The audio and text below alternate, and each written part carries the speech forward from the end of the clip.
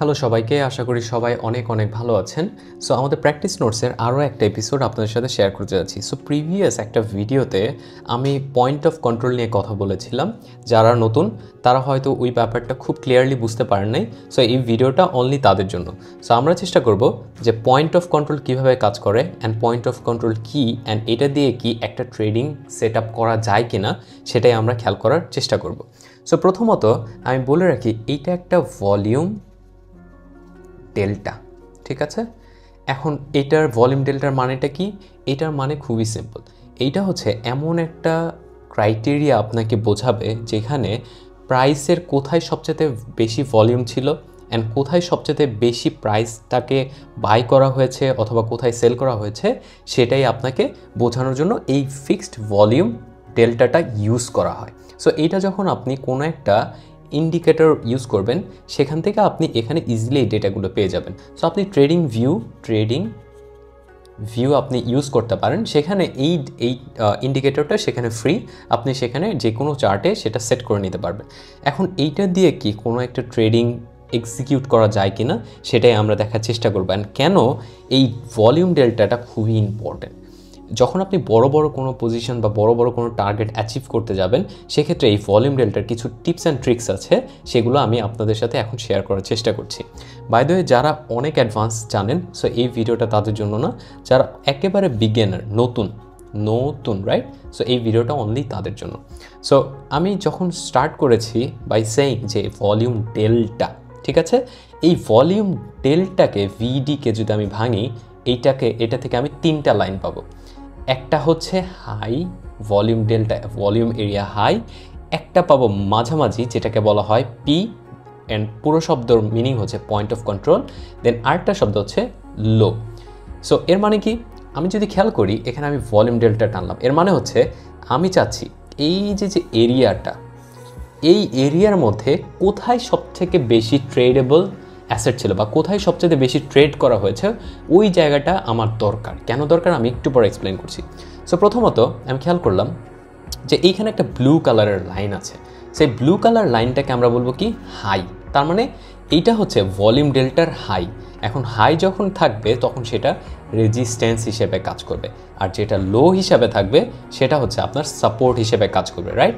So যখন high and লো থাকবে, এর মাঝামাঝি তো কিছু একটা থাকে, সেটাকে আমরা বলবো পয়েন্ট অফ কন্ট্রোল। সো এখানে যে রেড কালার লাইনটা আছে সেটা হবে পয়েন্ট অফ কন্ট্রোল, অ্যান্ড এখানে যে ব্ল্যাক কালার লাইনটা আছে সেটা হবে লো এরিয়া, ঠিক আছে। ভলিউম এরিয়া হাই না, এটা ভলিউম এরিয়া লো, ঠিক আছে। সো আমি যদি এখন পুরো সেট আপটা একটু বোঝার চেষ্টা করি, এর মানেটা কি। আপনি যদি এখানে, যেহেতু আমি বলেছি পয়েন্ট অফ কন্ট্রোল, সেখানে হতে হবে সবচেয়ে highest volume. So as you can see, এই যে ভলিউমটা, এই ভলিউমটা কিন্তু সবচেয়ে থেকে লার্জেস্ট, রাইট। সো এখানে সবথেকে বেশি টাকা ডিপ্লয় করা হয়েছে, রাইট। সো প্রাইসের কাজ হচ্ছে, প্রাইস যদি এভাবে উপরে চলে যায়, কোনো না কোনো সময় আপনার এই পয়েন্ট অফ কন্ট্রোলে আসতেই হবে প্রাইসকে।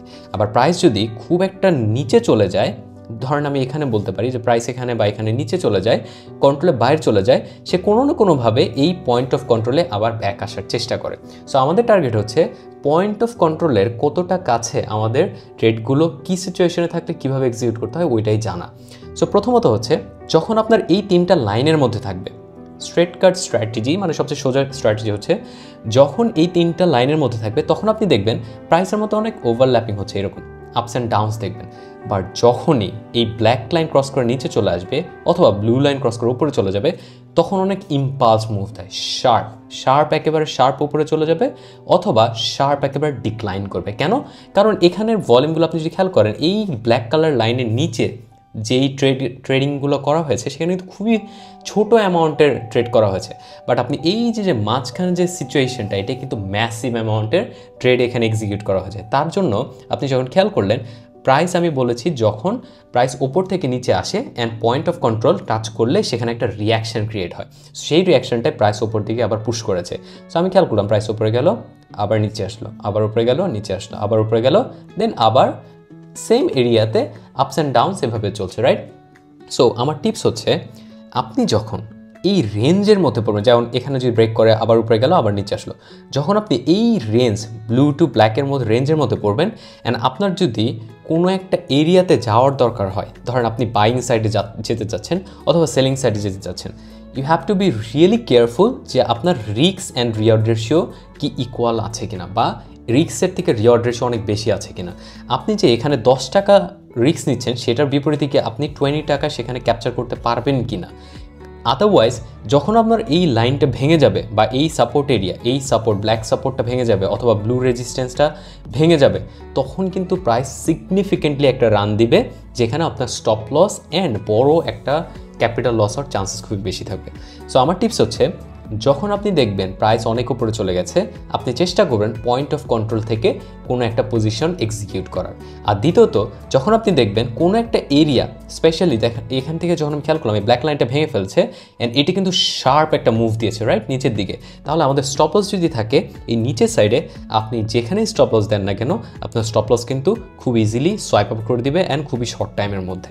আবার যখন উপরে চলে গেল, আপনি খেয়াল করলেন যে এক চান্সে কিন্তু উপরে নিয়ে গেছে, এখানে কিন্তু কোনো আপস অ্যান্ড ডাউনস এইভাবে ওভারল্যাপিং কারেকশন ছিল না রাইট। সো এই জিনিসটা খুবই ইম্পর্টেন্ট অ্যান্ড এইভাবে আপনি পয়েন্ট অফ কন্ট্রোল থেকে support and resistance high and low connect করে আপনি ট্রেডগুলো সেট আপ করে নিতে পারেন।